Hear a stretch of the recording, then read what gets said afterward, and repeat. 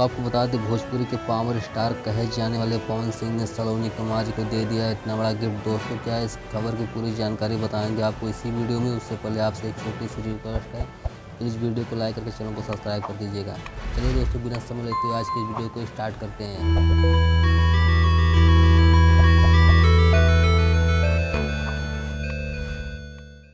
दोस्तों आपको बताना चाहेंगे, पवन भैया के इस काम से उनके ऑडियंस का सीना दोस्तों चौड़ा हो गया है। इस वीडियो से हमें ये सीख मिलती है, हमारे पवन भैया कितनी परेशानी में रहे, कितनी भी मजबूरी में रहे, लेकिन वो लोगों का मदद करना कभी नहीं छोड़ते हैं।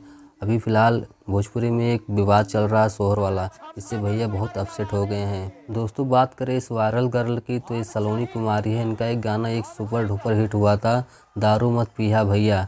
दोस्तों ये खबर आपको कैसी लगी? अगर अच्छी लगी हो तो वीडियो को लाइक करके चैनल को सब्सक्राइब जरूर करिएगा, अगर आप भी पवन भैया से प्यार करते हैं तो। चलिए मिलते हैं नेक्स्ट वीडियो में, तब तक के लिए जय हिंद दोस्तों।